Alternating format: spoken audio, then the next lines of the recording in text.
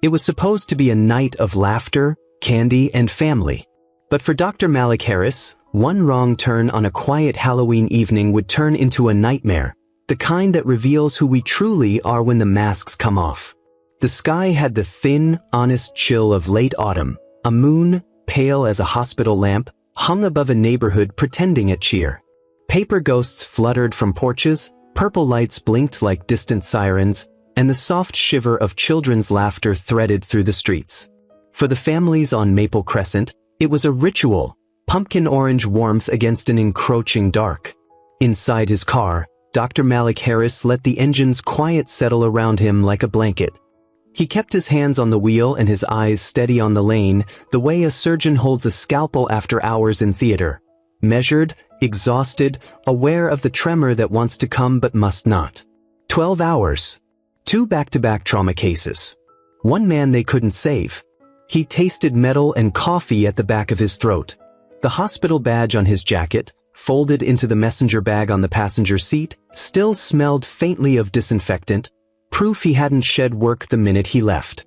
On the passenger floor sat a tiny, glittering wand with a string of fairy wings draped over it, Lena's costume, folded with the earnest impatience of a 6-year-old who believed a father is never late for magic.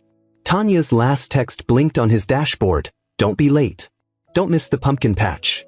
He thumbed the message and tried to imagine her smile, the way she tied Lena's tiny shoes with fingers that moved like prayer. Those images were his fuel. He turned off the main road and eased into the quiet of the neighborhood, watching porch lights throw long shadows across manicured lawns. Maple Crescent was a narrow stretch that wore its affluence modestly, mile after mile of trimmed hedges, cars with personalized plates, seasonal wreaths. It had cost Malik sweat and the sharp edges of exhausting ambition to park his family here, years of late nights, of being told to be twice as good for half the recognition. Yet even after the raise and the house, something in him never let him forget that belonging could still be a guarded thing. A cruiser's headlights glowed in his rearview. At first he thought it was a cautious driver, then the lights flipped, red then blue, an old, immediate lurch pressing under his ribs. He checked his speed. 40 in a 40. Signal on.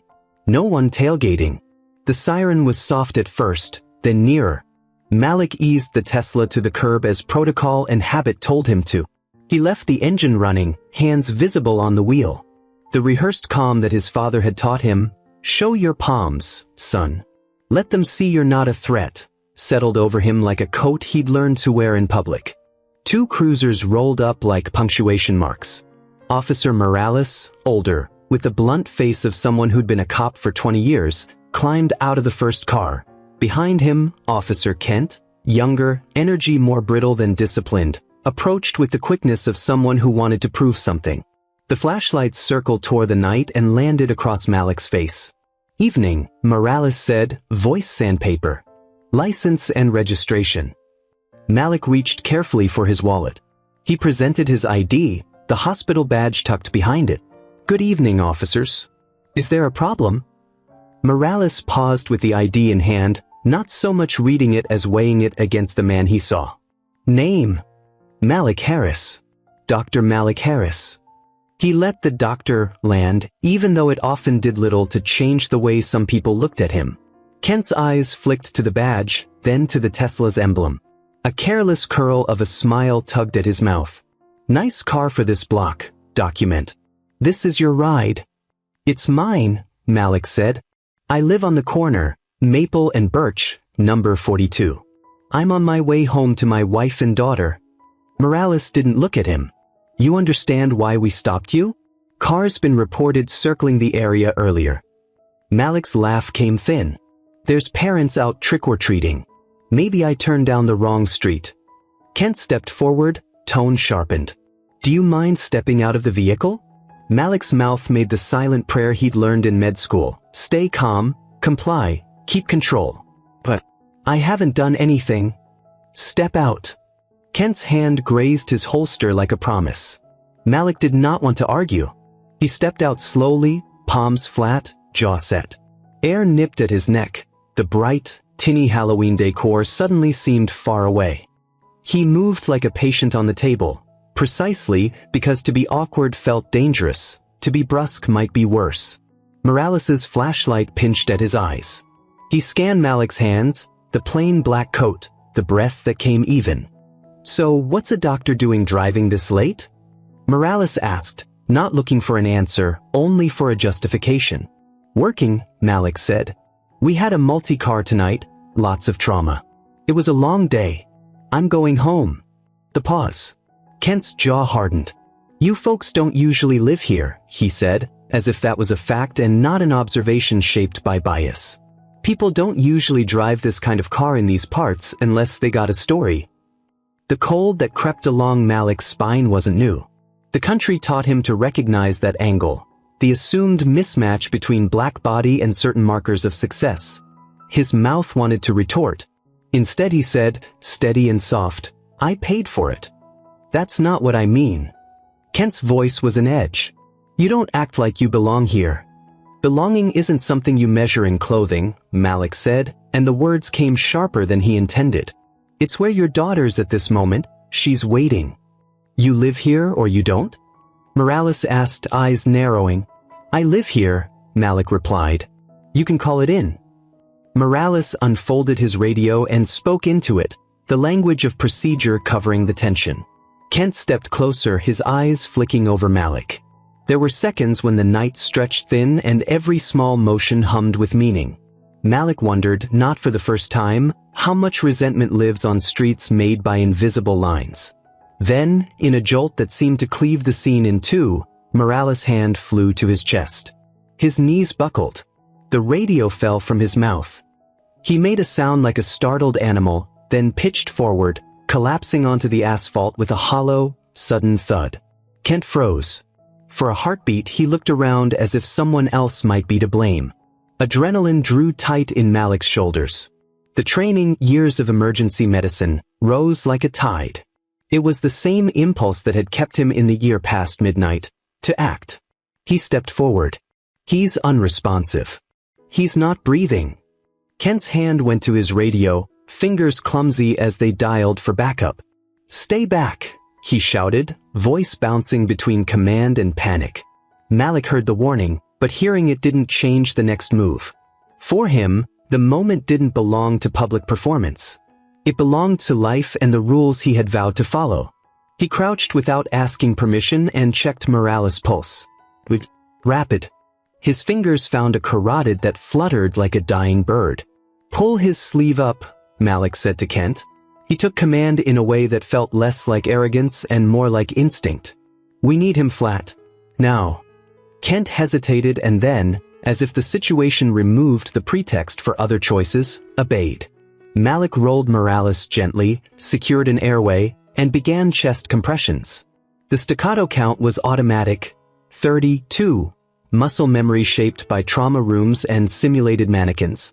A child in a witch costume paused at the curb, staring wide-eyed at the tableau. A woman from across the street stepped onto her porch, phone in hand, not yet ready to call but moved by the human-animal vulnerability of it all. "Do you have an AED in your car?" Malik asked, not looking up. Kent's breath snagged. "There's one in the trunk, wait." Kent fumbled, then returned with the machine, as if the mechanical ritual could keep the moment clean. Malik deployed the pads, the device's electronic voice formal in the hush. He worked. The defibrillator delivered a jolt. Morales' chest flared and then slackened.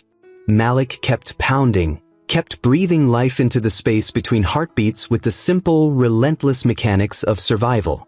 When Morales finally coughed, a ragged, small sound like a man surfacing, Malik let himself feel something like relief, but there was no softening in the night.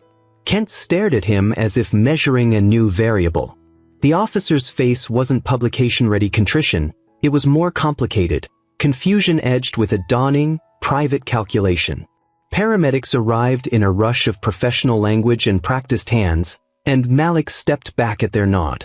Morales was stabilized, oxygened, and swaddled into the efficient motion of emergency care. Someone handed Malik a thin thermal blanket and one of the paramedics gave him a look that meant, "You did right." He wanted to go home then. He wanted to put on Lena's wings, to scoop her up, to let Tanya joke about how he always smelled like antiseptic after a long shift. He wanted ordinary restitution. Instead, as he collected himself and reached for the car door, Kent approached with a carefulness trained on fragile things. "You saved him," Kent said. The words landed and there was something inside them, an apology that wouldn't quite form. "Why did you help him?" "After what you said." Malik turned, every part of him raw with the evening. "Because a life doesn't care about who you are when you're dying," he said. "It just needs breath." Kent looked away, jaw working. He didn't have the vocabulary to close the distance the way it needed to close. He fumbled instead with a different form of token. "We'll file a report," he said, the sentence a shield and a weapon both. "We need to take statements." Malik's body, which had been operating on adrenaline, fatigue, and the slow sutures of duty, tightened. He had a house full of warmth minutes away, his daughter's uneven, earnest prayers probably completed on time, and now the night offered him a different ritual. Paperwork, questions, the long, invasive lens of official procedure that often started as a small inconvenience and could turn into a dossier. "Of course," he replied, "but I'm exhausted. I need to get home." Kent's eyes flicked to the cruiser where Morales lay, then back. "There'll be a sergeant coming by. We'll need you to wait for him." Malik felt something edge toward him then. Fatigue sharpened into foreboding. He thought of the neat, tired sentences he'd spoken in courtrooms and meetings, of the courtesy that sometimes hid contempt. He thought of the way his name would be pronounced differently depending on the listener's willingness to hear. He didn't argue. He stayed where they asked him to, hands folded over the little wand on the passenger seat as if it were a talisman. He watched as the ambulance doors closed and the parking light haloed the street in clinical red. Neighbors drifted back to porches, the night attempting to return to its carved pumpkin comfort. But when Malik glanced down Maple Crescent toward his own house, lights out except for the blue glow of Lena's bedroom lamp, another vehicle idled at the corner, its shadow deep and patient. An unmarked car. No siren. No flashing lights. Just a dark shape waiting like a question. He checked his watch. Time was thin, the evening already a set of small shivers. He had only wanted to be a father for one night, to be ordinary. Instead, the night had chosen him for something else. He breathed, the city air sharp in his chest, and braced. The unmarked car's headlights blinked once, and the driver's window rolled down just enough to show a silhouette. A voice, low, practiced, came across the stretch of asphalt. "Dr. Harris? We need to ask you some questions about the incident tonight." Malik felt the pull of choices pressing at him like two hands.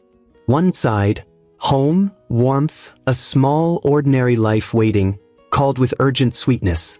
The other, duty, the mandate to answer, to be accountable, to stand in a space that might become theater for all the things he'd carried his whole life, couldn't be ignored. He looked at the wand in his hand, at the fairy wings on the seat, at the dark silhouette in the corner of the street, and then at the house that was supposed to be his refuge. He swallowed. "All right," he said, voice steady only by force. "I'll answer your questions." The unmarked car's engine hummed. Someone in the night clicked open a notebook. The porch lights on Maple Crescent kept their polite, carved smiles. Lena was likely at the window, imagining her father a hero for reasons having nothing to do with politics. Malik walked toward the waiting figures, every step folding the ordinary evening into something larger than he had planned. The chill of the night pressed close as Dr. Malik Harris stepped toward the unmarked car. The sound of his shoes against the asphalt seemed to echo louder than it should have, a lonely rhythm that matched the beating of his heart. The passenger door opened. "Dr. Harris," said a voice from inside, low, deliberate, official. "I'm Detective Owens, Internal Affairs. This is Sergeant Callahan. We'd like to speak with you about what happened tonight." Two silhouettes shifted under the car's dome light. Owens, a middle-aged black man with tired eyes, nodded from the driver's seat. Callahan, white, older, the sort of man who spoke like he'd already decided how the story ended, leaned slightly forward. Malik hesitated, his body still vibrating from adrenaline. "I've already given a statement to Officer Kent," he said quietly. "I've had a long day. I need to go home to my family." Callahan's tone was clipped. It'll just take a few minutes. We're looking into the incident. The word incident landed heavy, clinical, a word used to describe a wreckage without saying who caused it. Owens gestured toward the back seat. Please, doctor. You can sit here. We just need to clear up a few things before the night ends. Malik looked past them toward his home, the faint glow of a nightlight still visible through Lena's window. Then he looked back at the detectives and nodded. He slid into the car. The door closed with a sound that felt too final. Inside, the air was warm but tight. Callahan flipped open a small leather notebook. Owens drove them a few feet down the street, parking under a street lamp where the light painted Malik's face in tired gold. Callahan spoke first.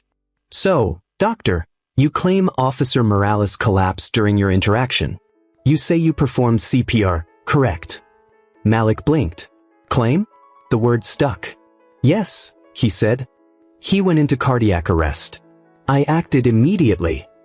And before that, Callahan continued, what exactly transpired between you and Officers Morales and Kent? Malik recounted everything. The stop, the questions, the tone, the demand to exit the car. He kept his voice even, careful not to let the emotion tremble through the facts. He had learned long ago that truth, from a black man's mouth, was treated as opinion until proven otherwise. When he finished, Callahan leaned back, tapping his pen on the notebook. You're aware there have been reports of suspicious vehicles in this area recently? I was driving home, Malik said. I live here. Callahan tilted his head. You understand how it might look, right? Expensive car, late at night, certain demographic mismatches. Malik stared at him. A demographic mismatch? Owens shifted, his eyes flicking toward Callahan. Sergeant. But Callahan kept going, his tone mild but laced with the quiet cruelty of familiarity.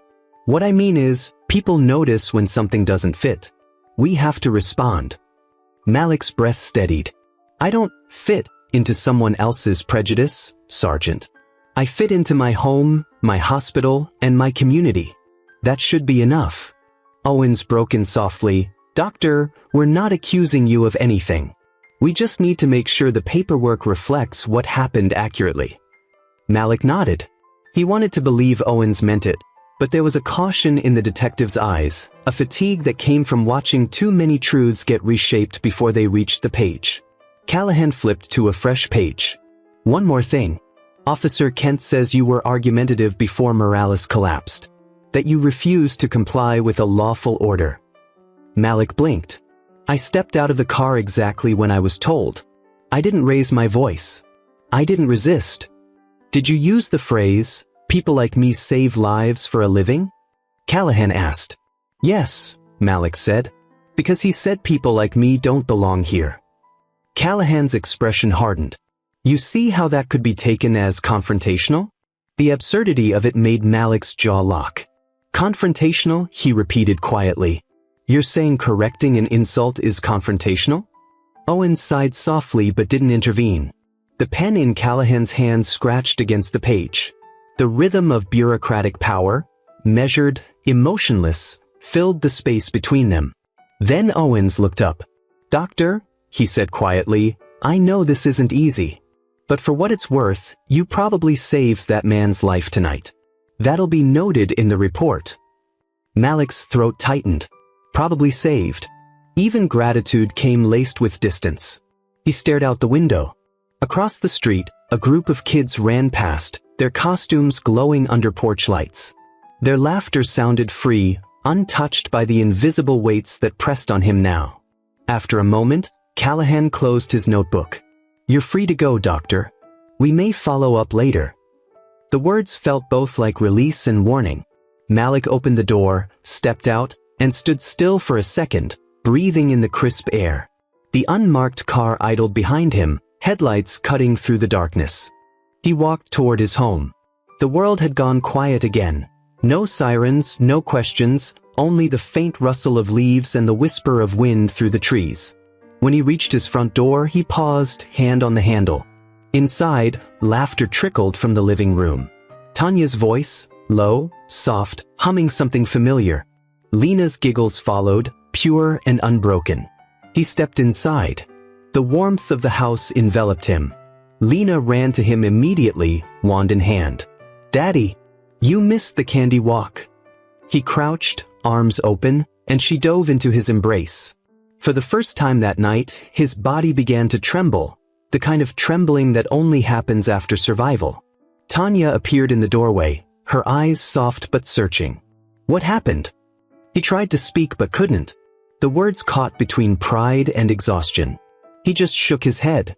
"Later," he whispered. She studied him for a moment, then reached out and touched his cheek gently. "You're home. That's all that matters." But even as she said it, he could feel the weight of the night pressing against the windows, the memory of the flashlight in his face, the hands on his car, the suspicion that clung like smoke. He wanted to believe the nightmare had ended on that roadside, but deep down, something told him it hadn't. Hours later, when the house had gone quiet, Malik sat alone in the living room. The soft tick of the clock filled the silence. He stared at his reflection in the darkened window, a man who had spent his life healing others, now nursing a wound no one could see. He thought of Morales lying on a hospital bed somewhere, heart beating again because of him. He thought of Kent, too, the way the young officer's voice had cracked when he realized what had just happened. There had been fear there, yes, but something else too. Shame, maybe. Humanity trying to surface through the cracks. And yet, Malik knew how these stories went. He'd seen them play out across newsrooms and living rooms for years. People remembered the part that fit their comfort, not the truth that disturbed it. He leaned forward, elbows on his knees, and whispered to no one, "I shouldn't have to prove I'm worthy of breathing." From outside came a faint crunch of gravel. He froze. A shadow moved near his front gate, slow, deliberate. He stood, peering through the curtains. The unmarked car was back. Two silhouettes again. Owens and Callahan. He opened the door before they could knock. The night air bit at his skin. Owens looked uneasy. "Dr. Harris," he said, "I'm sorry to disturb you this late. There's been a development." Malik's pulse quickened. What kind of development? Callahan's tone was unreadable. "Officer Morales is awake. He asked to speak with you." Malik blinked. "With me?" Owens nodded slowly. "Yes. He insists on it." The world seemed to tilt slightly, the exhaustion, the anger, the long day, all collapsing into this single strange moment. "Why?" Malik asked, voice barely a whisper. Owens met his gaze. "He says he remembers everything. Hospitals sound different at night. The hum is lower, steadier, the usual clatter softened into a private rhythm. Dr. Malik Harris had walked these corridors 1,000 times, yet tonight every footstep echoed like an accusation. He had come in through the staff entrance, muscle memory guiding him past wards where nurses nodded in quiet recognition. To them, he was simply back early. To himself, he wasn't sure what he was doing here at all. Detective Owens met him near the ICU doors. The detective looked more tired than before. The fluorescent lights drained the color from his skin, making the dark circles under his eyes seem carved. "Thanks for coming, doctor," Owens said. "He's stable. Conscious, though weak. He keeps asking for you." Malik glanced through the glass. Officer Morales lay propped slightly upright, an oxygen cannula tracing across his face, monitors mapping the fragile rhythm Malik had fought to restore. A nurse adjusted a drip and left quietly. "Is Officer Kent here?" Malik asked. Owens shook his head. "Sent him home. Kids rattled. I think seeing you work on Morales messed with his head." Malik nodded faintly. "It should." Owens studied him. "You don't have to do this. You saved the man's life, that's enough." Malik looked again through the glass, his reflection overlapping Morales's pale outline. "He asked to see me. That means something." Owens sighed. 5 minutes. Malik pushed the door open and stepped inside. The air smelled of antiseptic and the low metallic tang of oxygen. Machines pulsed softly, their green lines steady but delicate. Morales turned his head as Malik entered, and for a moment the older man's eyes searched his face, unsure whether he was looking at memory or ghost. "You," Morales rasped. His voice was rough, like someone learning language again. "You were there." Malik stopped at the foot of the bed. Yes. Morales swallowed. You did CPR. I did my job. Morales looked away, blinking hard. Could have let me die. Would have been easy. Malik's jaw tightened. That's not how it works.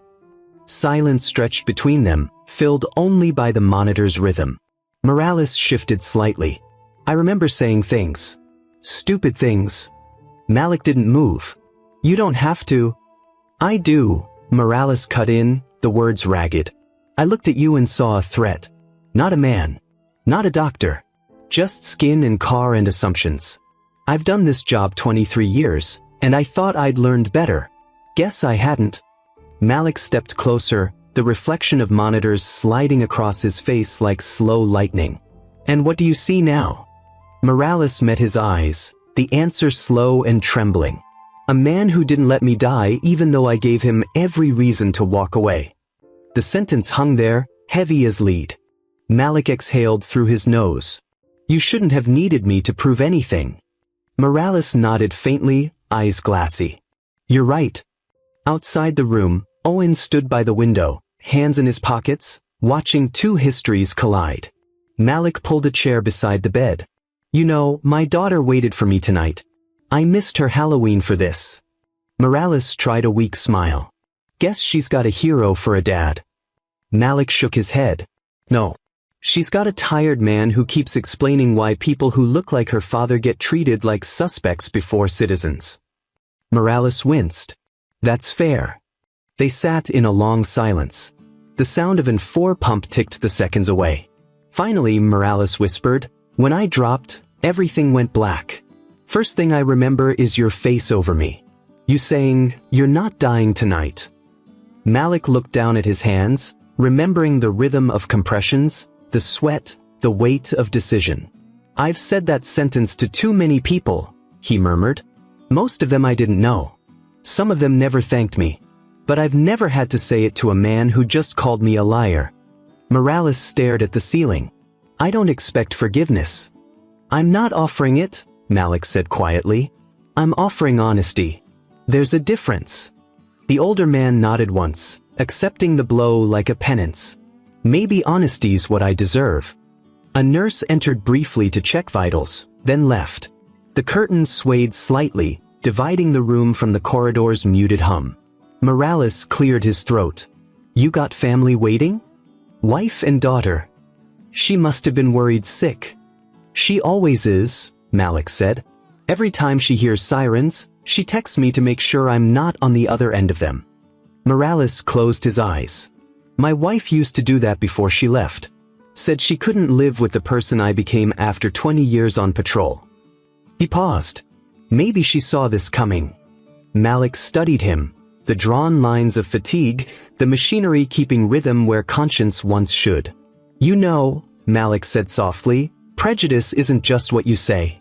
It's what you see when you look at someone and decide what their story must be before they speak. Morales opened his eyes again. And what's my story now? That's up to you, Malik replied. For the first time, Morales looked small. Not in size, but in certainty. When I'm cleared for duty, he said, I'm going to request community outreach. The schools, the hospitals. Maybe it's time I start seeing the people I swore to protect. Malik gave a small, almost weary nod. That would be a start. Another silence, but this one gentler. The kind that comes after storms. Then Morales said, voice fading, you shouldn't have had to save me. But I'm glad you did. Malik stood. Rest, officer. As he turned toward the door, Morales spoke again, barely audible. Dr. Harass, thank you. Malik paused at the threshold but didn't look back. Good night, Morales. He stepped into the corridor, the door whispering closed behind him. Owen straightened from where he leaned against the wall. How'd it go? The detective asked. Malik's face was unreadable. He remembers enough. They began walking toward the elevator. Fluorescent light flickered above them. Owens glanced sideways. You think he'll change? Malik shrugged. I think he wants to. Whether the world lets him, that's different. As they reached the elevator, Malik stopped. Detective, can I ask you something? Sure. Why did you come tonight? You could have sent anyone. Owens hesitated. Because I've been where you are, the man who has to be perfect just to be believed. I wanted to make sure this one didn't get buried under paperwork. Malik studied him, the small admission landing with quiet gravity. Thank you. The elevator doors opened with a chime. Owens nodded toward the exit. Go home, doctor. Malik stepped inside.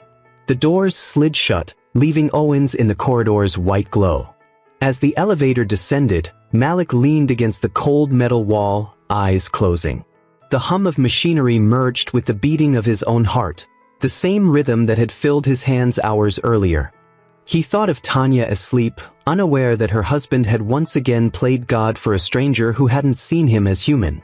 He thought of Lena, her small body curled under pink blankets, dreaming in a world still too sharp for innocence. When the elevator doors opened, Malik walked out into the near-empty lobby. The automatic doors parted, and cold air rushed in, raw and honest. He stepped outside and looked up at the faint light crawling across the horizon, the first suggestion of dawn. The night had taken something from him, yet it had returned something else too. A reminder that compassion is often the loudest protest there is. He reached his car, placed both hands on the roof for a moment, grounding himself, then slid behind the wheel. The engine started, its quiet hum steady and alive. He drove out of the parking lot, the road ahead stretching toward the slow, forgiving light. But as he turned onto the main street, headlights appeared in his mirror, the familiar pattern of red and blue reflecting off his windshield. Malik's stomach clenched. Not again. He eased his foot from the accelerator, watching the lights draw nearer until, finally, the siren flicked off and the car pulled beside him. It wasn't a cruiser this time. It was a black sedan. Detective Owens rolled down his window, face unreadable. Doctor, he called softly, before you go, there's something you should know. Malik rolled his window down halfway. What is it? Owens hesitated, voice low. Officer Kent filed a supplemental statement tonight. He says you resisted arrest. Malik's heart stilled. That's not true. Owens nodded grimly. I know, but truth isn't always what gets written first. The two men stared at each other through the thinning dark, dawn creeping between them like an unfinished sentence. The rhythm of the hospital had always offered Dr. Malik Harris a kind of truth. People arrived broken, and work, skilled, steady, tireless work, put them back together. Tonight, that rhythm felt like an accusation. The same place where he had stitched skin and steadied hearts had become a theater for suspicion, and the audience included administrators with clipboards and lawyers with quiet smiles. By morning, the small chain of events from the curb had threaded itself into the institution. A formal complaint had been filed. Officer Kent's supplemental statement, brief and precise, alleged that Dr. Harris had resisted lawful orders, used aggressive language, and posed a threat to officers on scene. It said nothing about the collapse, the defibrillator, the throat clutching, or the rhythm of chest compressions. It was a document designed for one purpose: to make an ambiguity look like a disobedience. Malik spent the night in a single horizontal stretch on the couch in his office, clothes still smelling faintly of hospital soap, the wand from Lena's costume beside his laptop like a small, accusing relic. He had called Tanya before dawn and told her not to worry. She had laughed, then cried, then found the right notes to steady her voice. We'll get through this, she said. He wanted to believe her, but he knew the machinery that could reduce a life to lines on a report. The first person to call him in was Dr. Patel, the chief of surgery. Her voice was professional and tight. Malik, there's an administrative meeting this afternoon. HR will be present. I need you there. Her silence said more than the words. The man who saved Morales' life could now be a liability. Institutions are fragile things, not in the sense that they break easily, but in how carefully they protect themselves by excising anything messy. At noon, Malik walked into a conference room that smelled faintly of stale coffee and cleaning solvent. Around the table sat the hospital's risk manager, 2 HR representatives, a terse legal counsel, and Dr. Patel. Their faces were neutral masks. Each one carried, in some shape or another, the priority of the organization: protect the hospital's license, its reputation, its finances. Dr. Harris, the risk manager began, "we appreciate you coming in on short notice. We want to allow you to explain your side of the incident." His tone was professional to the edge of cold. Words like allow and explain are politenesses that contain small violences. Malik recounted the night again. He felt the familiar tightness in his voice, the lean burn of translating lived experience into formal speech. He did not shout. He stated facts, offered sandwiches of detail: the time, the officers' names, the order to exit the vehicle, Morales' collapse, the CPR. He watched their faces for signs of disbelief. When he finished, counsel exchanged a small look with HR. Officer Kent's statement alleges resisting a lawful order. "That's being investigated by internal affairs," the counsel said. "Given the severity of an allegation involving an officer, the board has recommended placing you on administrative leave pending the completion of the IA investigation." The words landed like falling glass. Malik's hands clenched into fists under the table. Administrative leave, the polite term for isolation, for the slow unraveling of trust. It meant no operating privileges, no patient contact, and implicitly, the suggestion that until the record cleansed itself, his presence was a problem. "You're asking me to step away from my patients?" Malik asked, voice very quiet. Not indignant, not theatrical, simply the way a person asks a question whose answer is supposed to be obvious. Dr. Patel's eyes were the hardest thing in the room. "It's policy. We have to mitigate risk." There was no malice in her voice, only an institutional calculus that weighed numbers more readily than individuals. "You will receive pay. You can appeal." Tanya's face flashed in Malik's mind, the soft line of her mouth when she worried, the way Lena had tucked herself between them that morning and asked if Daddy was a superhero. He had never needed his credentials to justify his humanity to his family. Here, the credential looked like it might not be enough. Outside the hospital, rumor moved quietly through the neighborhood like an undertow. Nearest pharmacies and coffee shops hummed with sympathetic murmurs. Colleagues texted with thinly veiled fear. A junior resident took Malik aside and said, "If they suspend you, we'll cover your cases. Don't let them scare you into a settlement." Support was a patchwork of loyalty and self-preservation. What felt worse than being suspended was the smell of second-guessing that seeped into his work. Nurses who had once joked with him in the break room now offered clipped condolences that sounded like prefabricated civility. Board members asked questions that traced him back through his CV as if professional excellence could be read as evidence of guilt. It was as if the institution could only feel safe by making individuals accountable in the shorthand of procedure. Malik and Tanya met in the small solace of the kitchen that night. Lena slept with an arm thrown over her face, breathing softly in the other room. Tanya poured 2 cups of tea with hands that refused to be still. "They want you off the schedule for 2 weeks, she said. "But Dr. Patel told me she'd fight to keep your status." Her eyes gleamed with a mixture of fear and defiance. "You didn't do anything wrong." "I know." His voice was steady because he had to be. "But I've learned how this goes. The accusation doesn't need to be true to hurt you. It just needs to exist on paper." Tanya reached across the table and took his hand. Her grip was fierce. "Then we won't let them frame the life you worked for with lies." That night they made a list. Names of witnesses. A nurse who had seen the officer's approach.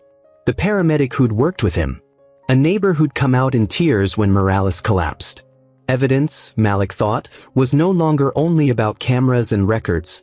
It was people's memories, fragile, human, and often reluctant. But even memory could be contested. At the hospital, internal affairs moved at the glacial speed of authority. Forms were filed, boxes ticked. Malik turned inward, carrying his work like a second skin and the new pressure like a stone in his pocket. He knew he would fight, not only for his job but for the right to exist in peace in the place he had earned.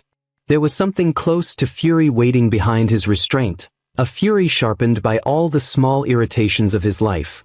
The way patients assumed he worked in maintenance until they saw his badge, the way colleagues complimented his cool demeanor rather than his competence.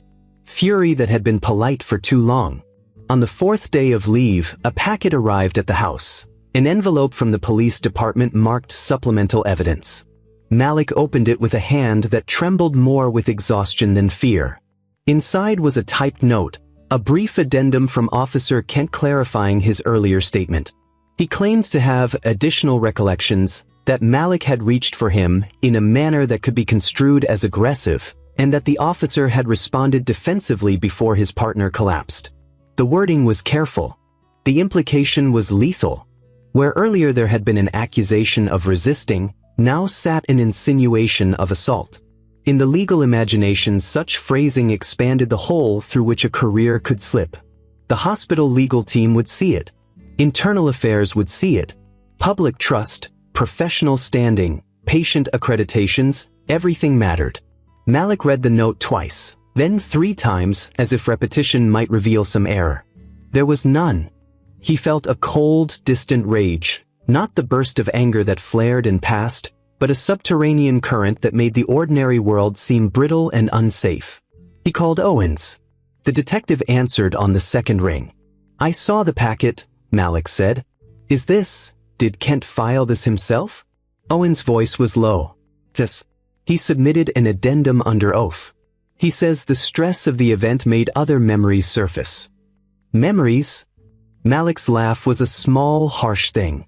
"So now mistakes get polished into crimes?" "I know how it looks, Malik," Owens said. "I'm trying to manage it. I'm talking to IA. I told Kent to hold off, but..." "He files under oath," Malik finished for him. "He's weaponized a moment." There was silence on the line for a long time. "I don't know what to tell you except," Owens exhaled, "that truth is sticky. It clings, sometimes where it shouldn't." "Then help me make sure it clings to the right places," Malik said. "Get the paramedic to write, get the nurse to make a statement, the neighbor. We need formal affidavits." "I'll do what I can," Owens said, "but the department will stand by its officers. Be prepared." Malik let the word sit in his mouth like something he'd have to swallow every morning. Prepared for legal hearings, for whispers in waiting rooms, for the slow attrition of hope. Prepared for a system that preferred the safe arithmetic of complaint to the messy work of understanding. That evening, a letter arrived from the hospital's credentialing board. It demanded that Malik appear for a preliminary review, the first in a ladder of professional scrutiny that could end in revocation of privileges if the allegations stuck. The deadline was 3 days. He looked at Tanya, whose face had become the map of every small, fierce fight she would have to wage beside him. Lena knocked on the bedroom door with sleepy curiosity. "Dad? Are you okay?" she asked, voice small and trusting. He knelt down and pulled her into his lap. She smelled like sugar and lavender, and for a moment, all the armor of bureaucracy and accusation seemed absurdly out of place. "I'm okay, baby," he lied, because the lie kept the night from collapsing for a child. As he lay awake after Lena fell asleep, Malik thought of the thin line between being a man who saves lives and being a man who must defend his right to breathe. He had always assumed that good work would build a bulwark, that competence and kindness would eventually yield safety. The truth was more bitter. Institutions are adept at reducing complexity to forms, and forms are easily weaponized. The doorbell rang at 2 a.m. Malik opened it to find a single figure on the porch, Officer Kent. "Can I help you?" Malik asked, cautious but composed. Kent's face was pale in the porch light. His fingers twisted a baseball cap. I didn't mean for this to go like this," he said. "But I want to talk." Malik's throat tightened. He remembered the radio calls, the trembling hands, the way the young officer had reacted to mortality. He remembered the crack in his voice when his partner's chest had risen again. "Come in," Malik said. He led Kent to the kitchen table, where the list of witnesses lay open like a fragile plan. Kent sat, the apology complicated and raw. "I filed the addendum because I thought I remembered more," he said, voice cracking. "But I'm scared. The department said my career could be in danger if I changed my statement." "So you changed it to protect yourself," Malik said. It wasn't a question. Kent's eyes filled. "Yes, but I didn't mean to ruin you." "I don't know what to do." Malik folded his hands together and, for the first time since this began, felt an unfamiliar softness. "Tell me everything you remember," "Sergeant?" he said. "Not what the department told you, not what fear told you. Tell me the truth." Kent nodded, and in the dim kitchen light, he began to speak. He spoke haltingly, sometimes in fragments, sometimes in sentences that landed like clumsy apologies. He admitted to the pressure of a department that rewards conformity, to the fear of proving wrong in front of peers. He confessed to seeing the situation through a lens of training instead of humanity. As Kent talked, Malik listened. He could have used this moment to summon the machinery of accusation, to call IA, to make Kent's words a confession. Instead, Malik thought of Lena sleeping 3 rooms away. He thought of the delicate economy of forgiveness and consequence. "What do you want me to do?" Kent asked finally, face wet with shame. Malik considered the young man across from him. The system had bent them both into positions that had nothing to do with their better angels. "You can correct your statement," Malik said. "You can tell the truth to IA. It'll hurt. It'll cost you something. But it will also be the thing that lets you sleep." Kent swallowed. "They said I risk being ostracized. Then be a man who chooses the cost of being right over the comfort of false safety," Malik said. "Tell the truth." Outside, the night breathed a soft, impartial breath. Inside, the kitchen light hummed. The 2 men sat across from each other, divided by years, skin, and uniforms, joined by a moment that might yet be the hinge of many other moments. But as Kent stood to leave, reaching for the door like a man preparing for winter, Malik's phone buzzed. He glanced at the screen and felt the blood drain from his face. A terse email from Hospital Legal Counsel. "Urgent, please contact. New documents from Police Department." His chest tightened. He opened the message. He read the single line. "We have received notice of an arrest warrant request filed by the District Attorney's Office based on Officer Kent's supplemental statement." The room tilted. Malik looked at Kent, then at the doorway, then at the tiny wand from Lena's costume that sat on the table between them, incongruous and luminous. Kent's hand trembled as he reached for the front doorknob. The porch light threw a long shadow. For an instant, both men understood the same cold possibility. Tonight could become the night that turned life into a courtroom, family into collateral, compassion into evidence. Outside, the neighborhood slept under carved pumpkins and safe lights. Inside, a different kind of darkness gathered, one made of papers, protocols, and choices that carried the weight of more than one man's future. The morning broke without mercy. A faint gray light filtered through the kitchen blinds, touching the unopened envelope on the table. Dr. Malik Harris sat motionless before it, his coffee gone cold. The words from the email still burned behind his eyes. "Arrest warrant request filed." Across from him, Officer Kent sat in the same chair he'd occupied through the night, eyes hollow, uniform jacket folded neatly beside him, as if stripping it off could strip away the guilt. "They said it's just a request," Kent muttered. "It doesn't mean it'll be approved." Malik looked at him, weary but calm. "You know how these things go. Requests become records. Records become chains." Tanya entered quietly, her robe drawn tight.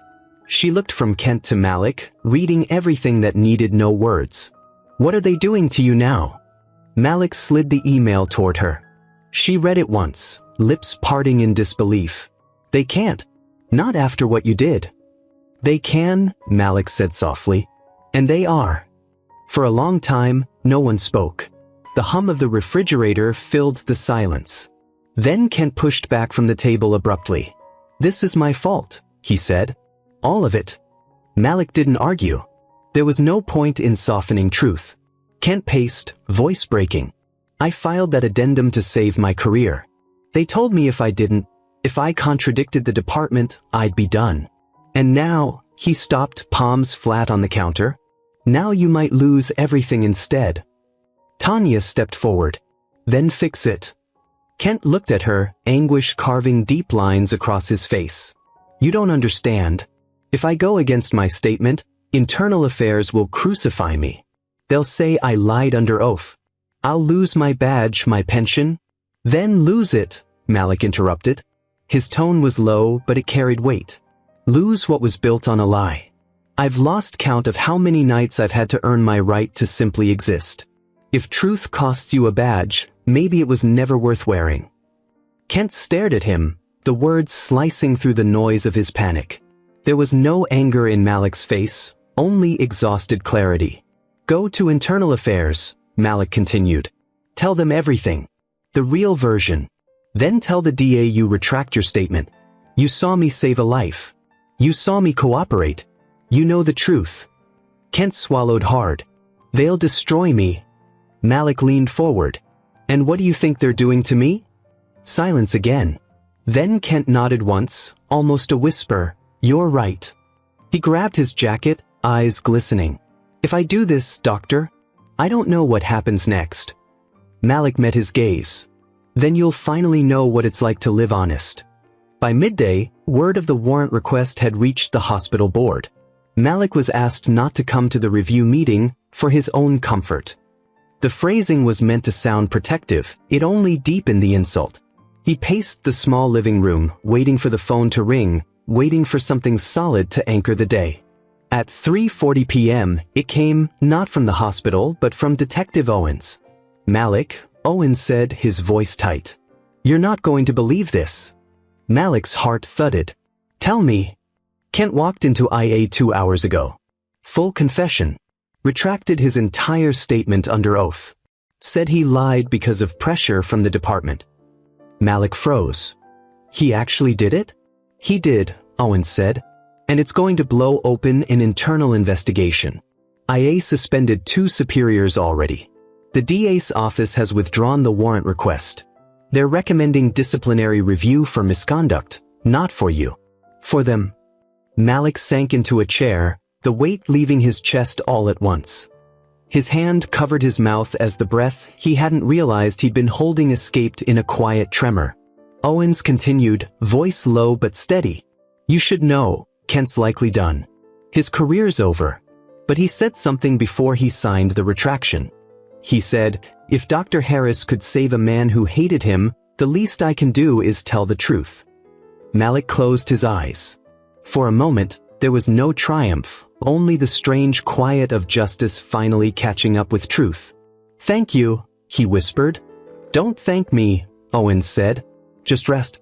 For once, let the system work for you. Malik hung up, still staring into space. Tanya watched him from the kitchen doorway, hands clasped over her heart. What happened? He smiled faintly, the kind of smile that carried exhaustion rather than joy. Justice, he said. Real justice. She crossed the room and folded herself into his arms. The warmth of her body against his chest grounded him in something real again. For the first time in days, he let his eyes close fully and breathe without the taste of fear. 2 weeks later, the hospital reinstated him. Quietly, of course. No press release, no apology, just a short memo. Dr. Malik J. Harass has been fully cleared of all allegations and resumes active duty effective immediately. The language was sterile, but the meaning was enough. Malik returned to work wearing the same badge he always had, but it felt heavier now, as if the medal carried not just his name, but the story that nearly took it from him. On his first night back, as he scrubbed in for surgery, one of the nurses handed him a pair of gloves. Glad to have you back, doctor, she said softly. And though it was a simple sentence, it meant more than she could know. Hours later, as he stepped into the hallway after closing a patient's wound, he saw a familiar figure waiting at the far end. Kent. No uniform. Just jeans, a worn jacket, and the look of a man learning how to rebuild. Malik walked up slowly. Kent spoke first. They took my badge. But they can't take my name. Malik studied him. How are you holding up? Kent managed a faint smile. It's strange. Losing everything feels lighter than living with a lie. Malik nodded. That's how freedom sounds sometimes. They stood there in silence for a moment. 2 men, bound by a single night that had forced them both to see the world stripped of illusion. Before leaving, Kent extended a hand. Malik hesitated, then took it.